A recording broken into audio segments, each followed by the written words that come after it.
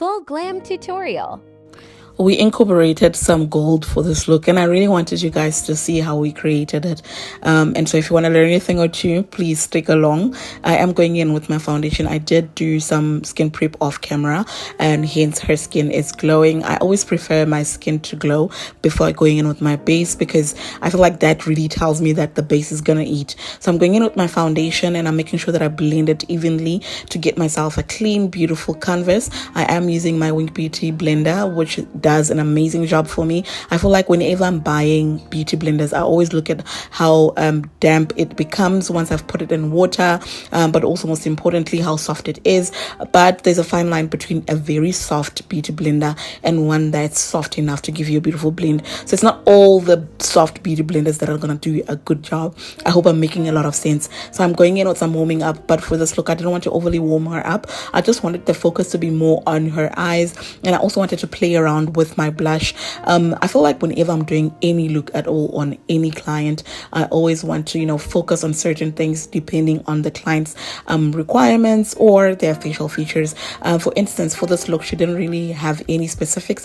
However, she did say she has a gold dress because she was going for her matric dance. I asked her, do you want me to incorporate a little bit of gold? And so just because you're wearing a gold dress doesn't necessarily mean I'm always going to do a gold look, but I felt like because it was matric dance it just made so much sense. And because I looked at her eye shape, I felt like, okay, this gold look that I have in my mind is gonna be bomb. And so I am going in with some concealer. Blush placement was very specific and strategic for her face. I feel like my blush placement sometimes does differ according to your facial structure or features, which is also like really important to look at as a professional makeup artist. I am blending my concealer, and by the way, I did mix two concealers. The first one I used on her face was a bit yellow, and I did want that yellow undertone because I could see with her skin tone around her neck area that she did have a little bit of yellowness going on there, but I didn't want the yellowness to overwhelm her. Hence, I went in and mixed with a neutral concealer. This is also like very important. I am brightening her under eye, but I love how her facial structure is just stunning. I also didn't want to shy away from that. And I always say that it's also very possible for someone to come to you with beautiful features, but because of the makeup, you sort of like dim down their beautiful features. So at the end of the day, it doesn't matter if you're super gorgeous, pretty, beautiful, lovely. You just need to implement your set of skills as a makeup artist. So it's not always guaranteed just because the client or the model is pretty, the makeup look is going to look nice. Let me just put that out there. So I'm going in and blending my concealer as well. I love how she was loving this look. And by the way, she was vlogging through the entire glam, which I didn't mind. So you will see her bring up her phone here and there. And I think she was super excited, man, for this matric dance. And I love her dress. I think I posted a dress a few days before. You guys can check it out.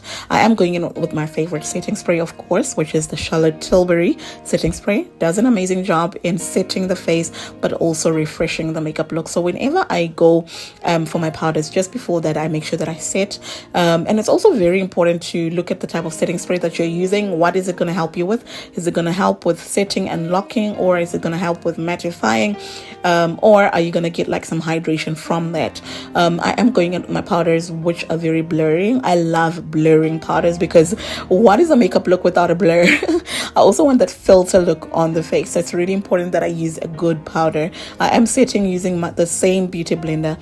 Also, if you guys notice, the way I bake is very strategic because I really want my eye look to like be snatched and to look insane. So for this eye look, I can't wait for you guys to see what we did. Came out absolutely stunning. I did go in with my baking powder, just making sure that it also does catch out the fallouts. Remember I said I was going to go for a gold look, and so I was going to use like loose pigments, and when I tell you, loose pigments can be your worst nightmare once they stick onto the skin. So you want to make sure that there's a proper base and enough powder to catch all those loose pigments. But also sometimes when you're baking, if you overly bake, you might make your client's skin a little bit dry. So there's like a really fine line. I always tell people that once you find that balance to know when to apply more and when to apply less, listen, you have mastered makeup artistry.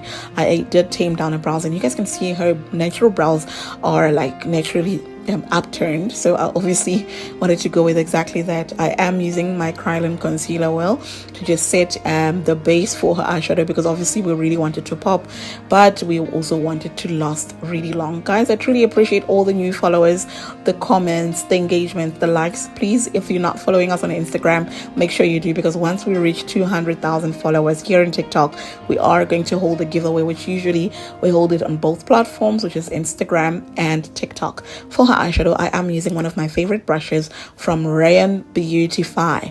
They sell one of the best brushes, which is so easy to blend, especially eyeshadows. They're also really precise, which I absolutely love from them. I am using my Avoir Cosmetics Book eyeshadow, which does an amazing job. I love the undertones as well. Now, because I was going for an eyeshadow look that had gold in it, I didn't want my browns to be too shouting, and so I felt like this eyeshadow palette was a perfect selection. Guys, I am truly grateful for everything that you guys have been doing. I see you guys tagging the brands in the comment section, which honestly touches my heart. I absolutely love how you guys are rooting for me, and I really love how you guys are always there, just letting me know how much these tutorials are very helpful to some of you. And I also truly appreciate those that are also booking for classes. And I love the fact that for October we are fully booked for classes. We do have limited slots for November, so if you want to book for the class, let this be a sign. I am going in with the same brush, which is the Rayon Beautify eyeshadow brush. It does an amazing job lifting those eyes even further. Listen, I love how this gold looked on her. Can you see how beautiful it is even before the eyebrows were done? We are doing eyebrows, and you guys know that I usually do my brows off camera. This is because of comfort. I mean, brows are not the easiest thing to do, but also I do teach these in my classes. Good news though, we are going to host our online class, which is going to cater for everybody in South Africa, out of South Africa, but it's only going to be in 2026. But the poster will be out soon enough. We're going to put out the poster in December, so please be ready. This online class is going to have 3 looks.